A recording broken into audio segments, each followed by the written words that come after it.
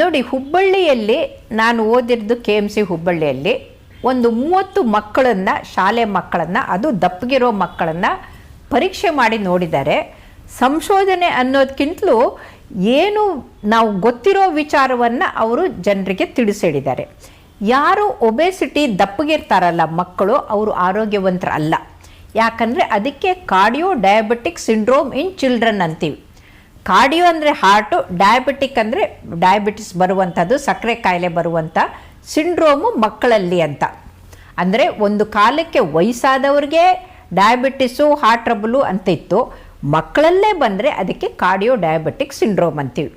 ಅದರಲ್ಲಿ ಏನಾಗುತ್ತೆ, ಅವ್ರ ಬ್ಲಡ್ ಶುಗರು ಹೆಚ್ಚಿರುತ್ತೆ, BP ಜಾಸ್ತಿ ಇರುತ್ತೆ, ಕೊಲೆಸ್ಟ್ರಾಲ್ ಲೆವೆಲ್ ಜಾಸ್ತಿ ಇರುತ್ತೆ. ಅವರು ನೋಡಿದಂಥ 30 ಮಕ್ಕಳಲ್ಲಿ 27 ಮಕ್ಕಳಿಗೆ ಈ ತೊಂದರೆಗಳಿತ್ತು ಅಂತ ಗೊತ್ತಾಗುತ್ತೆ. ಈ 3 ಕೂಡ ಸೈಲೆಂಟ್ ಕಿಲ್ಲರ್. ಸೈಲೆಂಟ್ ಅಂದರೆ ಏನು, ಅದು ಇದ್ದಿದ್ದೇ ಗೊತ್ತಾಗಲ್ಲ. ಅವ್ರಿಗೆ BP ಇದೆ ಅಂತ ಮಕ್ಕಳಿಗೆ ಗೊತ್ತಾಗಲ್ಲ, ಯಾಕಂದರೆ ಮಕ್ಕಳು BPನ ನೋಡಿರೋದಿಲ್ಲ. ಅವ್ರಿಗೆ ಶುಗರ್ ಇದೆ ಅಂತ ಗೊತ್ತಾಗೋದಿಲ್ಲ, ಏನೋ ತಿಂತಾ ಇರ್ತಾನೆ, ಮಾಡ್ತಾ ಇರ್ತಾನೆ ಅಂತ ಅದ್ರ ಕಡೆ ಗಮನ ಕೊಟ್ಟಿರೋದಿಲ್ಲ. ಇವತ್ತಿಗೆ ಕೊರೋನಾ ಬಂದ ಮೇಲೆ ಆ ಕೊರೋನಾನಿಂದ ಡಯಾಬಿಟಿಸು ಮಕ್ಕಳಲ್ಲಿ ಹೆಚ್ಚಾಗಿದೆ. ಸೊ ಡಯಾಬಿಟಿಸು ಕೂಡ ಇದು ಒಂದಾಗತ್ತೆ. ಇನ್ನು ಮೂರನೇದು ಏನು ಅಂತಂದರೆ, ಯಾವ ಮಕ್ಕಳು ಸ್ಕ್ರೀನ್ ಟೈಮನ್ನ ಹೆಚ್ಚೆಚ್ಚು ಕಳಿಸ್ತಾರಲ್ಲ ಅವ್ರಿಗೆ ಕಲಿಕೆ ಕಡಿಮೆ ಆಗುತ್ತೆ, ಅವ್ರಿಗೆ ಓದೋದ ಕಡೆ ಗಮನ ಇರೋದಿಲ್ಲ. ಹಾಗಾಗಿ ಟೀಚರ್ ಬೈತಾರೋ ಅನ್ನೋ ಭಯ ಆಗುತ್ತೆ, ಸ್ಟ್ರೆಸ್ ಆಗುತ್ತೆ. ಎಕ್ಸಾಮಿನೇಷನ್ಗೆ ಕಟ್ಟೋಕ್ಕೆ ಭಯ ಪಟ್ಕೊಂಡ್ಬಿಟ್ಟು ಅವರು ಸ್ಟ್ರೆಸ್ ಮಾಡ್ಕೊಳ್ತಾರೆ. ಅದರ ಜೊತೆಗೆ ಕೂತಲ್ಲೇ ಕೂತ್ಕೊಂಡು ಮೊಬೈಲನ್ನು ನೋಡ್ತಾ ಇರೋದ್ರಿಂದ ಅವರಿಗೆ ಚಟುವಟಿಕೆ ಇರೋದಿಲ್ಲ, ಫಿಸಿಕಲ್ ಆ್ಯಕ್ಟಿವಿಟಿ ಇರೋದ್ರಿಲ್ಲ. ಹಾಗಾಗಿ ಆ ಮೊಬೈಲ್ ನೋಡ್ತಾ ನೋಡ್ತಾ ತಿಂತಾ ಜಂಕ್ ಫುಡ್ನ ತಿಂತಾ ಹೋಗ್ತಾರೆ, ದಪ್ಪಗಾಗ್ತಾರೆ. ಸೊ ಹಾಗಾಗಿ ಯಾರು ಮೊಬೈಲ್ ನೋಡ್ತಾ ಇರ್ತಾರಲ್ಲ ಅವರು ಎಷ್ಟು ಮಲಗಬೇಕು ಅಷ್ಟು ಮಲಗೋದಿಲ್ಲ. ಮಲಗೋದು ಕಡಿಮೆ ಆದಾಗ ಮೆದುಳಿನಿಂದ ಇರ್ಯಾಟಿಕ್ ಆಗಿ ಎಲೆಕ್ಟ್ರೋಮ್ಯಾಗ್ನೆಟಿಕ್ ವೇವ್ಸ್ ಬಂದು ಹೃದಯದ ಸ್ತಂಭನ ಆಗೋಕ್ಕೆ ಚಾನ್ಸ್ ಇರುತ್ತೆ.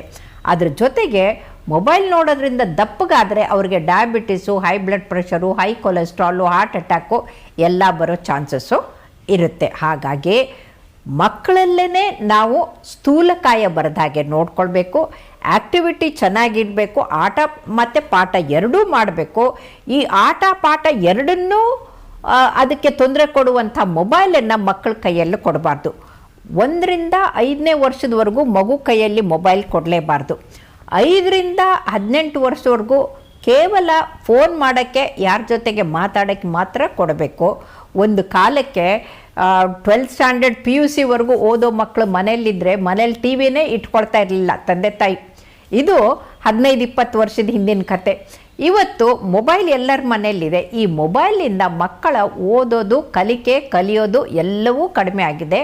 ಅವರ ಸೃಜನಶೀಲತೆ, ಕ್ರಿಯೇಟಿವಿಟಿ ಎಲ್ಲವೂ ಕಡಿಮೆ ಆಗಿರೋದ್ರಿಂದ ಅವರು ಬದುಕಿದ್ರು ವೇಸ್ಟ್ ಅನ್ನೋ ಹಾಗೆ ಸುತ್ತಲಿನ ಜನರ ಜೊತೆಗೆ ಮಾತಾಡದೆ, ನಗದೆ ಅವರು ತಮ್ಮ ಇದರಲ್ಲೇ ಇರ್ತಾ ಇದ್ದಾರೆ. ಹಾಗಾಗಿ ಈ ಮೊಬೈಲ್ ಅನ್ನೋದು ಮಕ್ಕಳನ್ನು ಇಮ್ಮೊಬೈಲ್ ಮಾಡಿದೆ, ಅವರಿಗೆ ಸ್ಥೂಲಕಾಯಕ್ಕೆ ಕಾರಣ ಆಗ್ತಾಯಿದೆ, ಅವರು ಮಲಗದೇ ಇರೋಕ್ಕೆ ಕಾರಣ ಆಗ್ತಾಯಿದೆ ಅಂತ ನಾವು ಹೇಳ್ಬೋದು.